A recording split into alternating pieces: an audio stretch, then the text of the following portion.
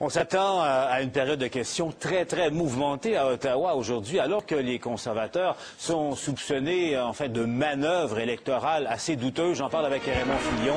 Donc Raymond, ce matin, une nouvelle révélation dans ce dossier d'appel téléphonique trompeur là, qui aurait été organisé par les conservateurs pour duper des électeurs de certains comtés en Ontario. Oui, c'est le quotidien Toronto Star qui nous apprend aujourd'hui que les conservateurs, donc le parti de Stephen Harper, a donné des textes à des téléphonistes dans un bureau de Thunder Bay du côté de l'Ontario. Donc, les gens faisaient des appels auprès d'électeurs pour les informer qu'Élections Canada avait déménagé leur bureau de vote.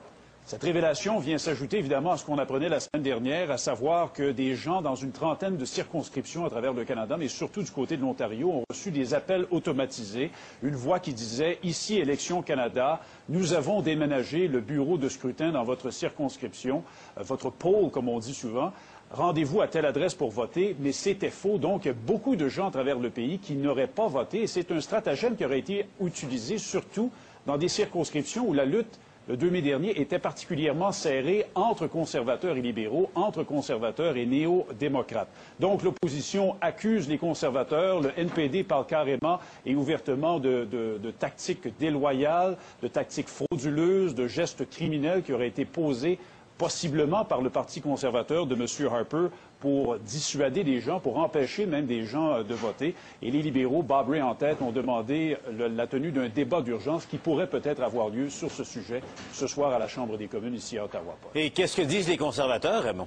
Il nie toute implication. Stephen Harper, jeudi dernier, s'est fait poser la question lors d'un point de presse dans le Grand Nord. Il a dit qu'il ne savait rien de ces appels, sauf que les conservateurs n'ont pas nié la possibilité que des électrons libres à l'intérieur de leur formation politique aient peut-être agi de leur propre gré. D'ailleurs, vendredi dernier, un jeune homme de 23 ans qui travaillait à la campagne conservatrice dans la circonscription ontarienne de Guelph a été remercié. Il a quitté son poste, sauf qu'évidemment, pour organiser un blitz d'appels à travers des dizaines et des dizaines de circonscriptions, ça prend de l'argent, ça prend des moyens.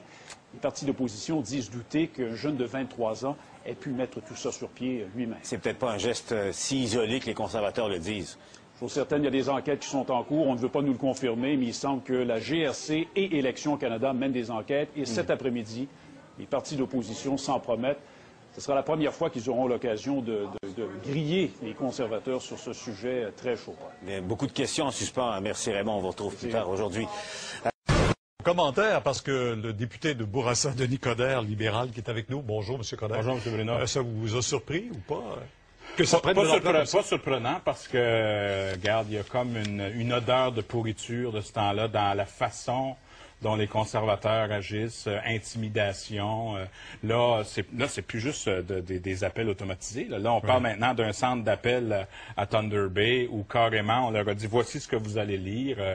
C'est un mélange de Nixon et de Duplessis. Oui, mais en même temps, est-ce que c'est pas toutes les formations politiques? Alors, faut arrêter d'être cynique avec ça. Non, nous autres, on fait pas ça. Je veux dire, on peut tenter de trouver. Non, mais regardez. Mais il y a eu autre chose, l'intimidation dans les bureaux. Quand on dit, il y a des gens qui se présentent un peu. C'est pas pour rien qu'on y est allé avec la carte aujourd'hui. Parce qu'on a déjà fait voler des... Ça vous honore là, de faire l'avocat du diable. Mais la réalité, c'est que vous avez un gouvernement conservateur qui a essayé par tous les moyens de déstabiliser l'appareil. C'est un vol à la démocratie. Je ne dis pas que c'est acceptable. Il n'y a personne qui dit que c'est acceptable. Mais on dit que ça a pris des proportions nouvelles avec une façon nouvelle d'agir aussi. Avec ces appareils automatisés.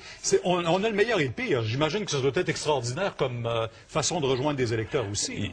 Oui, mais le problème, c'est l'intention. Le problème, c'est qu'est-ce qu'on fait avec. De trouver une façon de rejoindre les gens pour assurer qu'ils puissent avoir une participation, c'est une chose. Mais là, quand on commence à utiliser Élections Canada, ça, c'est comme le NPD qui voulait bloquer les lignes de Mme Saint-Denis parce qu'elle était devenue libérale. Je veux dire, à un moment donné, calmez-vous. Vous êtes en train de déstabiliser complètement les institutions démocratiques. Et on voit, là, c'est un on l'a vu aussi dans le comté de M. Cutler aussi. Où on M. Cutler qui a fait des sondages disant qu'elle allait démissionner. Donc, je trouve ça totalement inacceptable. Et puis, encore une fois, faut pas laisser passer ça. Faut pas laisser passer ça, mais on a toujours l'impression que c'est impuni. Il n'a pas. Le directeur général des élections, vous allez lui demander quoi? Là, le directeur général des élections, écoutez, là, quand on dit qu'on utilise frauduleusement Élections Canada, puis qu'on vient dire aux gens, allez voter ailleurs, puis c'est pas là, c'est criminel. Là. Je veux dire, je pense qu'il faut... Puis là, on parle de 27 comtés pour le Parti libéral. On parle d'une trentaine. Oui, on est en train de faire des vérifications, puis on trouve d'autres exemples comme ça. Mais on peut pas laisser passer ça, parce que c'est un vol à la démocratie. Et puis, regarde, ça fait 29 ans que je suis en politique active. On n'a pas besoin de faire ça pour gagner une élection.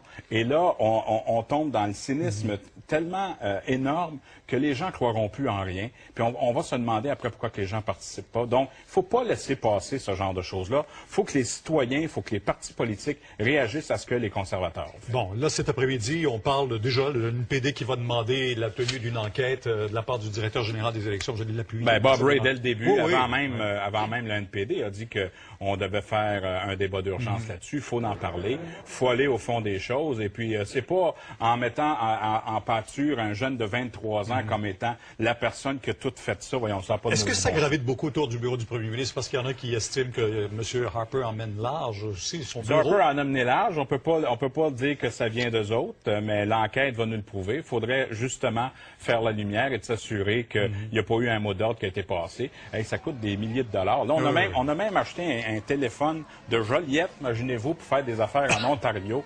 Moi, on veut savoir qui a fait ça, mais on va aller au fond des choses.